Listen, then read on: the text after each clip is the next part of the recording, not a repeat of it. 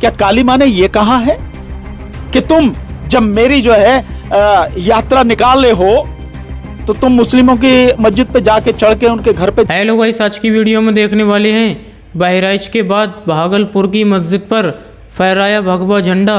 इस बात को लेकर सुप्रीम कोर्ट के वकील ने कही बहुत बड़ी बात। इस सुप्रीम कोर्ट के वकील ने सीएम योगी को दिया बहुत ही बड़ा चैलेंज। चलिए देखते हैं इस वीडियो में। ओरिजिनल वीडियो लिंक डिस्क्रिप्शन में। अगर आप हमारे चैनल पर पहली बार आए हैं तो चैनल को जरूर सब्सक्राइब करें, वीडियो लाइक करें, वीडियो को ज़्यादा से ज़्यादा शेयर करें। चलिए अब वीडियो शुरू करते हैं। क्या काली माँ ने ये कहा है कि तुम जब मेरी जो है यात्रा निकाल ले हो तो तुम मुस्लिमों की मस्जिद पे जाके चढ़ के उनके घर पे जाके भगवा फहराना? क्या ये कहा है माँ ने? क्या हिंदू धर्म में यही कहा गया है? क्या ये जो लोग हिंदू धर्म को जिस तरह से बता रहे हैं कि वीडियो को पूरा जरूर देखें, वीडियो आगे शेयर भी करें। गया है और भक्त उनको मानकर ही ये काम कर रहे हैं तो फिर ये हिंदू धर्म के ऊपर सवाल खड़ा हो जाता है कि ऐसा धर्म है क्या जो हिंसा फैलाने की बात कर रहा है? तो ये सोचना उन हिंदुओं को ही है। ये देश मुस्लिम समाज के लोगों का भी है, जितना हिंदुओं का है, जितना बौद्धों का है, जितना ईसाइयों का है, और कोई कितना ही भी भुलाए, लेकिन देश की आजादी में जो मुस्लिम समाज का योगदान है उसे कौन भुला सकता है?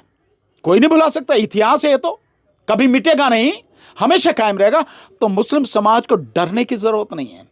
मुस्लिम समाज को यह सोचने की जरूरत है कि समाज में जब यह हालत है, देश में यह हालत है, सत्ता में बैठी हुई एक पार्टी जो लगातार उनके प्रति घृणा और नफरत फैला रही है, इस भाषा का इस्तेमाल कर रहा है। हालांकि कोई नई बात नहीं है, उन्होंने पहले भी ठोक देंगे, देख लेंगे, इस तरह की जो भाषाएं इस्तेमाल की हैं, कम से कम एक लोकतांत्रिक रूप से चुने गए एक प्रतिनिधि की, एक मुख्यमंत्री की भाषा तो नहीं है।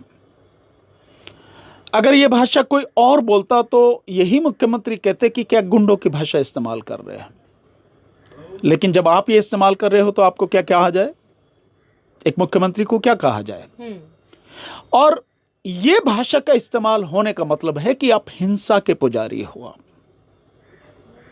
अगर हिंसा फैलानी पड़ती है तो भी आपको कोई गुरेज नहीं होगा। और ये क्यों कह रहे हो आप? क्या आपके मन में कोई डर है? क्या आपने पीछे कोई ऐसे काम कर रखे हैं, ऐसे कार्य कर रखे हैं जिसकी वजह से एक मुख्यमंत्री को, एक भगवाधारी को, एक सन्यासी का चोला पहने हुए व्यक्ति को, एक योगी को ऐसी भाषा इस्तेमाल करनी पड़ रही है? कहीं ना कहीं कोई मन में डर है, ऐसे काम किए हैं आपने, ऐसे डर है। पर अगर हुआ भी है तो भी यह भाषा नहीं बोलनी है, क्योंकि यह भाषा लोकतंत्र के विरुद्ध है, संविधान के विरुद्ध है, और देखा जाए तो इंसानियत के भी विरुद्ध है ये जो भाषा बोली जा रही है। तो मैं ये मानता हूं कि लोकतंत्र में और चुनाव के समय भाषा वो बोलनी चाहिए जो संवैधानिक दायरे में है। कम से कम एक संविधान की शपथ लेने वाले व्यक्ति को तो बोलनी चाहिए। अच्छा, दूसरी तरफ जो भाषा इस्तेमाल हो रही है, स्वाभाविक है कि अगर एक तरफ से इस तरह की भाषा का इस्तेमाल होगा तो उसकी प्रतिक्रिया तो होगी। भाई एक्शन है तो रिएक्शन होगा ही होगा। और उस रिएक्शन में आप देखिए विपक्ष की जो भाषा है वो भाषा कितनी संयमित है जी, कितनी नपी तुली भाषा है, कितनी संवैधानिक दायरे में है। उस भाषा को देखिए आप, तो एक तरफ सत्ता में बैठे हुए लोग हैं जो सत्ता में बने रहने के लिए हिंसा की भाषा का इस्तेमाल कर रहे हैं, और एक तरफ विपक्ष के लोग हैं। वो लोग विपक्ष में हैं, बावजूद उसके बहुत संयमित भाषा का, लोकतांत्रिक भाषा का, संवैधानिक भाषा का इस्तेमाल कर रहे हैं। यही अंतर है, और यही अंतर ये आपको बताता है, और लोगों को इस बात को जानना चाहिए, समझना चाहिए कि सत्ता में किनको रहना चाहिए और किनको उखाड़ के फेंक देना चाहिए। आपने कोई काम किया है नहीं, लोगों की भलाई के लिए कोई काम नहीं किया, आपने लोगों की शिक्षा का इंतजाम नहीं किया, शिक्षा बर्बाद कर दी। और अभी एक बड़ी मजेदार बात आ रही है कि एक व्यक्ति जो मुख्यमंत्री है, जो बटेंगे तो कटेंगे का नारा दे रहा है, वही व्यक्ति 27,000 प्राइमरी स्कूल उत्तर प्रदेश में बंद करने जा रहा है। तो इसके विषय में क्या कहना है मुख्यमंत्री का? क्या देश के बच्चों को एजुकेशन नहीं चाहिए? मैं एक आपको एक बहुत बड़ी एक बात सुनाता हूं। जापान में ऐसा कहा गया है कि जापान में एक रेलगाड़ी जाती थी, तो पता लगी कि भाई रेलगाड़ी में कोई आता जाता नहीं है, तो इसको सरकार ने कहा कि इसको बंद कर देते हैं। जब ये बात हुई तो पता लगाया गया कि देखें भाई क्या स्थिति, जब कोई आता जाता नहीं तो क्यों चलाई जाए। पता लगी कि एक बच्ची, उस ट्रेन से केवल एक बच्ची स्कूल पढ़ने आती जाती थी। सरकार ने वो ट्रेन बंद नहीं की जब तक उस बच्ची की एजुकेशन पूरी नहीं हो गई। यह है अपने देश के बच्चों के प्रति, अपने देश की जनता के प्रति, अपने देश के बच्चों की शिक्षा के प्रति और देश की तरक्की के प्रति डेडिकेशन। यह है समर्पण, यह है तरक्की का रास्ता। और आप 27,000 स्कूल बंद करने जा रहे हो। आप कह रहे हो कि जिस स्कूल में 50 से कम बच्चे पढ़ते हैं आप उसको बंद कर देंगे। आप 50 से कम की बात कर रहे हो, और वहां एक बच्ची के लिए लगातार जब तक उसकी एजुकेशन पूरी नहीं होगी सरकार ने ट्रेन चलाई, एक बच्ची के लिए।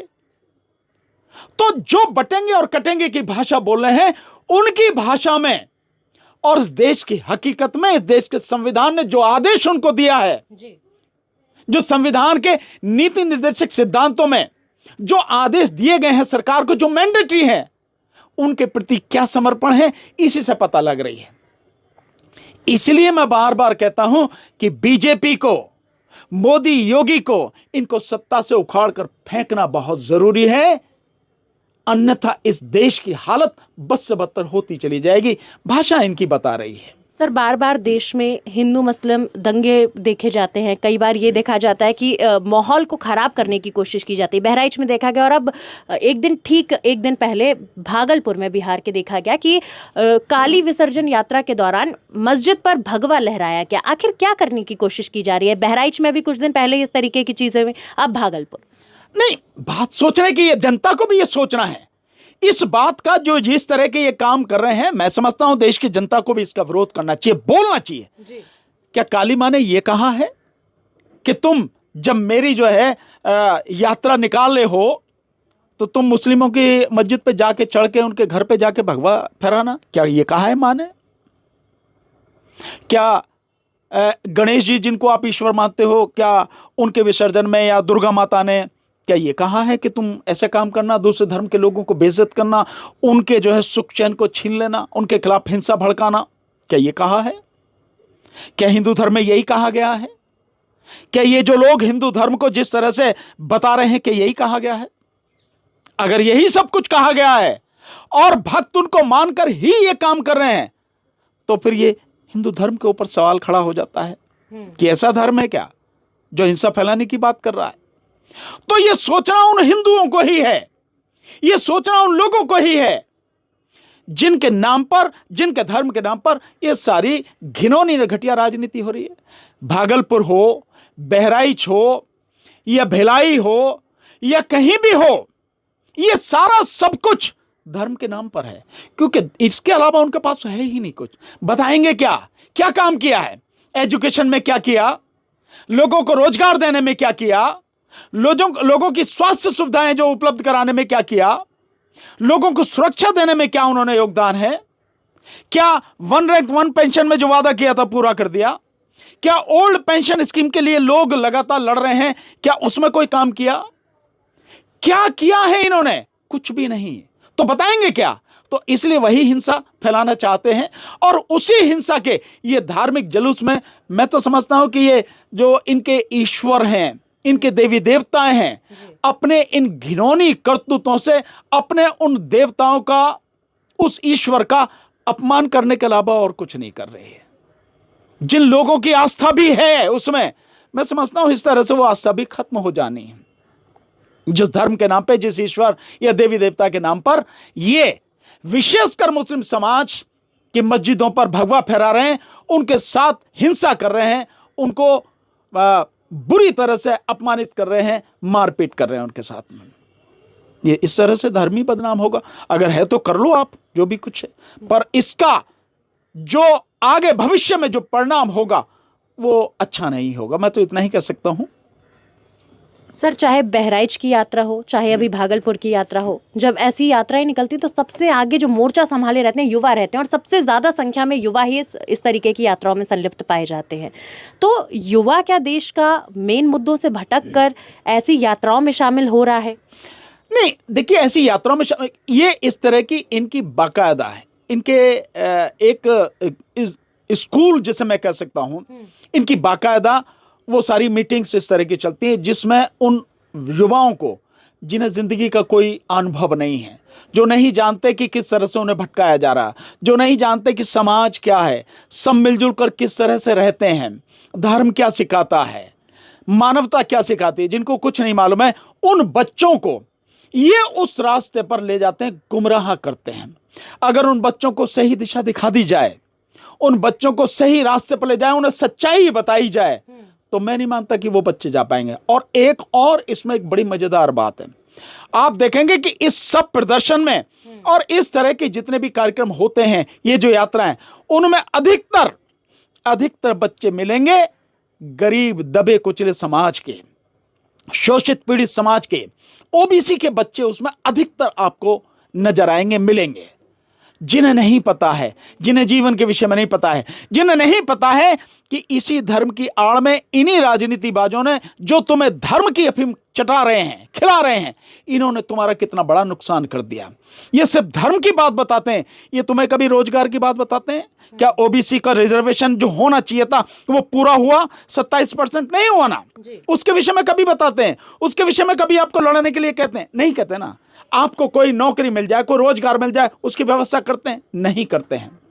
आपको स्वास्थ्य सुविधाएं उपलब्ध हो जाए, नहीं करते हैं। उसके विषय में आपने देखा होगा बनारस में जिस समय कोविड चल रहा था, उस समय बनारस में उस व्यक्ति को सेवाएं और सुविधाएं उपलब्ध नहीं हो पाई जो प्रधानमंत्री मोदी का प्रस्तावक था। ये तो जग जाहिर है, बाद में उसके नाम पर हॉस्पिटल का नाम रखा गया। अबे बाद में क्या कर रहे हो? जब वो बीमार था, जब उसे जरूरत थी, तब कुछ नहीं किया। तो तब ये कुछ नहीं करते हैं। आपके रोजगार से कोई लेना देना नहीं, जैसे मैंने पहले बताया। आप स्वस्थ रहें, स्वास्थ्य सेवाएं, आपको डॉक्टर, अस्पताल, दवाई उपलब्ध हो जाए, इसके विषय में कुछ नहीं करते। तो ये जो ओबीसी के बच्चों को, ये जो दबे कुचले समाज के गरीब बच्चों को, अनपढ़ बच्चों को, या जो कम पढ़े लिखे बच्चे, उनको जिस तरह से उकसा रहे हैं, ये एक बहुत जघन्य अपराध है। इसे जेनोसाइड शब्द में इस्तेमाल करूंगा इसे। ये नरसंहार की तरफ उन बच्चों को ले जा रहे हैं। होता नतीजा क्या है कि वो बच्चे जोश जोश में, उनको पता नहीं है, वो समझते हैं हाँ यही सब कुछ है, यही ईश्वर और यही भगवान और यही धर्म सब कुछ है। वो इस तरह के काम कर जाते हैं। फिर जब कार्रवाई होती है तो उन्हीं का नाम एफआईआर में होता है, उन्हीं के खिलाफ रिपोर्ट होती है। अब उनके दामन पर दाग लग गया। आने वाले समय में जब वो सारी चीजें चलेंगे, जब वो नौकरी के लिए जाने के लिए कहीं होंगे, तो यही जो मुकदमा उनके नाम पर है, यही मुकदमा उनके आड़े आ जाएगा। क्योंकि जब पुलिस वेरिफिकेशन होगा तो उस पुलिस वेरिफिकेशन में होगा ना किसी थाने में कोई एफआईआर है नहीं है, तो तब आएगी, क्योंकि ये तो रिकॉर्ड हो जाएगा। तो भैया तुम्हारे खिलाफ वो है, तो बर्बाद कुछ हुआ, तुम मजा कौन ले रहा? वो सत्ता में बैठे हैं, उनके बच्चे विदेशों में पढ़ रहे हैं, उनके बच्चे विदेशों में सर्विस कर रहे हैं, वो कभी उसमें आगे नहीं आते, तुम्हें लाते हैं। तो ये बड़ी एक खतरनाक स्थिति है। इसीलिए मैंने इसके लिए शब्द इस्तेमाल किया, ये जेनोसाइड है, जेनोसाइड से कम नहीं है। इस देश की युवा पीढ़ी को, विशेषकर दबे कुचले और पिछड़े समाज के जो बच्चे हैं, उनको बर्बाद करने का एक सुनियोजित षड्यंत्र है जिसमें बच्चे फंस जा रहे हैं। सर, जिस प्रकार से लगातार हिंसा की खबरें सामने आ रही, हिंदू मुस्लिम जिस तरीके से देश में एक माहौल बनाने की कोशिश की जा रही है, मुस्लिम समुदाय जो है वो कहीं ना कहीं डरा हुआ महसूस कर रहा है। साथ ही उनके योगदान पर भी कई सारे सवाल उठते रहते हैं। नहीं, मैं ये मानता हूं कि अगर मुस्लिम समाज अपने आप को डरा हुआ महसूस कर रहा तो ये बहुत ज्यादा दुखद बात है। मुस्लिम समाज को डरने की क्या जरूरत है? किस बात में मुस्लिम समाज कम है? किसी का दिया हुआ खाता है क्या? भीख मांग के खाता है ना? नहीं ना, उसके पास तो नौकरी भी नहीं है। मुस्लिम समाज के अधिकतर लोग मेहनत करके खाते हैं, कमा के खाते हैं। वो तो यहां जितने तरह के आप देखिए कि हाथ से होने वाले कारीगर के काम हैं, मैक्सिमम वही लोग करते हैं। तो उन्हें किस बात से डरने की जरूरत है और किससे डरने की जरूरत है? यह देश मुस्लिम समाज के लोगों का भी है, जितना हिंदुओं का है, जितना बौद्धों का है, जितना ईसाइयों का है, जितना पारसियों का है, या जितना जैनियों का है, जितना और किसी का भी हो सकता है। तो ये सबका है, तो मुस्लिम समाज को डरने की क्या जरूरत है? अपने ही देश में डरोगे तो फिर कहां रहोगे भाई? फिर कैसे होगा? मुस्लिम समाज को डरने की जरूरत नहीं है। मुस्लिम समाज को अपने अंदर से यह डर निकाल कर जो कुछ उसके खिलाफ हो रहा है उसके खिलाफ इकट्ठे होकर संघर्ष करने की जरूरत है। अगर संघर्ष करोगे तो कोई कुछ नहीं कर पाएगा। और मैं याद दिलाता हूं बार बार, जब CA/NRC का आंदोलन हुआ था तो मुस्लिम समाज की बच्चियों ने, बेटियों ने, माताओं ने, बहनों ने, महिलाओं ने जबरदस्त तरीके से उसमें भाग लिया और सरकार को घुटनों पर लाकर खड़ा कर दिया। तो तुम लड़ भी चुके हो, जीत भी चुके हो, और कोई कितना भी भुलाए, लेकिन देश की आजादी में जो मुस्लिम समाज का योगदान है उसे कौन भुला सकता है? कोई नहीं भुला सकता। इतिहास है, तो कभी मिटेगा नहीं, हमेशा कायम रहेगा। तो मुस्लिम समाज को डरने की जरूरत नहीं है। मुस्लिम समाज को यह सोचने की जरूरत है कि समाज में जब यह हालत है, देश में यह हालत है, सत्ता में बैठी हुई एक पार्टी जो लगातार उनके प्रति घृणा और नफरत फैला रही है, हिंसा फैला रही है, किस तरह से संघर्ष किया जाए और किस तरह से इसको रोका जाए।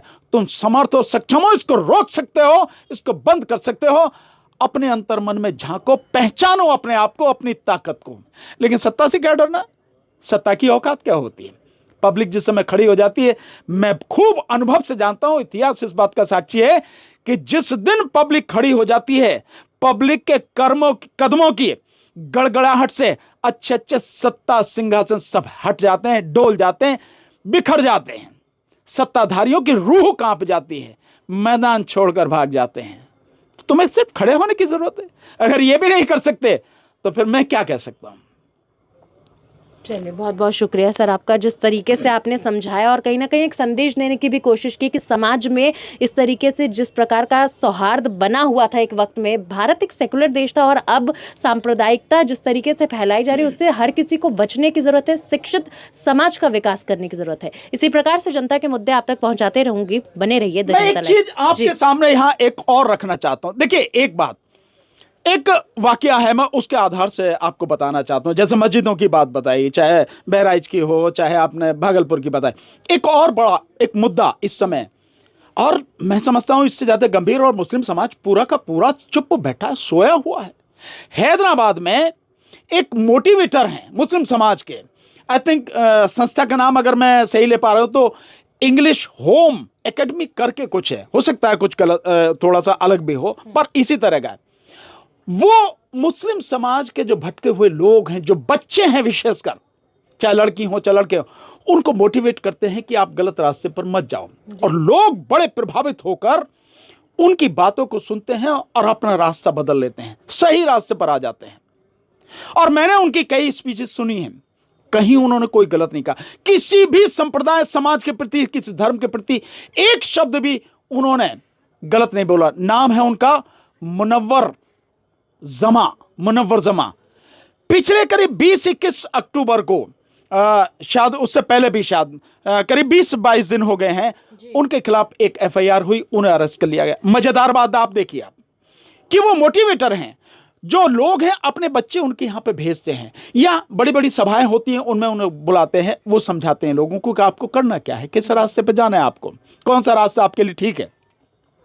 उनके खिलाफ एक FIR स्वतः संज्ञान, जैसा मेरी जानकारी में, आई मे बी रॉन्ग, पर मेरी जानकारी अभी तक ये एक है, पुलिस ने स्वतः संज्ञान लेकर एक FIR की। और FIR भी क्या की है कि वहां पर एक हिंदू टेंपल में किसी एक व्यक्ति ने, वो मुस्लिम समाज के व्यक्ति है, उसने, लड़का है, उसने जो है उनका देवी देवता का अपमान किया है, मूर्तियों को तोड़ा, एक वीडियो इस तरह का है, उसके खिलाफ FIR की है। और ये आरोप लगाया है ये मुनव्वर जामा साहब पे कि वो लड़का इनके यहाँ पर इनकी मीटिंग में आता था। अबे वो तो लोगों को सुधारने की, बच्चों को सुधारने की बात कर रहे हैं। और कोई भी बिगड़ा हुआ या इस तरह का व्यक्ति है, चाहे वो स्वतः आया हो या किसके माँ बाप ने भेजा हो, अगर वहां आ रहा है तो वहां से वो मोटिवेट उसको करते हैं कि भाई ये गलत रास्ते पे जो चल रहे हो, तुम उस गलत रास्ते पे न जाओ। और ये कह के कि वो वहां आता था, उनके खिलाफ जो है UAPA की धाराओं में, और जो अभी जो न्याय संहिता वगैरह इन्होंने जो बनाई है उसकी धाराओं में उनके खिलाफ FIR कर दी है। बिल्कुल गलत, एक व्यक्ति जो लोगों को सुधारने का काम कर रहा है उनके खिलाफ। और अफसोस की बात यह है अभी तक वो जेल में है, उनको बेल नहीं मिली है। और पूरा हैदराबाद में इतनी बड़ी संख्या में मुस्लिम समाज के लोग हैं, सारे के सारे सोए बैठे हैं। एक आंदोलन हुआ था, मैंने देखा था, आपने भी वीडियो देखा होगा, शायद उस समय की बात है जब CNRC का था, उस समय पूरा हैदराबाद जाम कर दिया गया था, 10-12 लाख लोग सड़क पर थे। अरे एक इंसान पूरे समाज को सुधारने की बात कर रहा, उसके लिए, उसके पक्ष में तुम सड़क पर नहीं आ सकते हो? घर में बैठे हो, डरे हुए हो, किससे डर रहे हो? कौन तुम्हें खा जाएगा? एक समाज के ऐसे व्यक्ति को जो सच्चा है, अच्छा है, समाज को सुधारने के लिए काम कर रहा, उसके लिए तुम सड़क पर नहीं आ सकते, तो तुम और क्या करोगे भाई? तो मैं ये मानता हूं हैदराबाद के लोगों से और इस देश के तमाम मुस्लिम समाज के लोगों से, और बल्कि उन सब लोगों से जो न्यायप्रिय हैं, जो मानवता के पक्षधर हैं, संविधान के पक्षधर हैं, कानून के पक्षधर हैं, उन सबसे अपील करता हूं, इस जुल्म, इस अत्याचार के खिलाफ जो मुनव्वर जामा साहब के खिलाफ हुआ है, जो उन्हें गलत तरीके से FIR में इन्वॉल्व किया गया, उनको अरेस्ट किया गया और अभी तक जेल में रखा गया, हर किसी को आवाज उठानी चाहिए। लोगों को, हैदराबाद के लोगों को तो सड़क पे आंदोलन करना चाहिए, जाम कर देना चाहिए हैदराबाद को। ये स्थिति होनी चाहिए। अगर एक अच्छे इंसान को नहीं बचा सकोगे तो किससे बनाओगे? तो ये मुस्लिम समाज के प्रति घृणा बाकायदा तरीके से फैलाई जा रही है लगातार। यहां पे इस देश में स्वतः संज्ञान कोर्ट नहीं लेती है, अब पुलिस ने स्वतः संज्ञान लेकर FIR कर दी। देखिए बड़े मजेदार बात है जी। इतनी एक्टिव पुलिस हो गई है और लोग शांत बैठे हैं। चलिए वीडियो यहीं पर ख़त्म करते हैं। अगर आप भी ऐसी वीडियो देखना पसंद करते हैं तो हमारे चैनल को जरूर सब्सक्राइब करें, वीडियो लाइक करें, वीडियो को ज़्यादा से ज़्यादा शेयर करें। थैंक्स फॉर वॉचिंग और अपनी राय कमेंट में ज़रूर दें।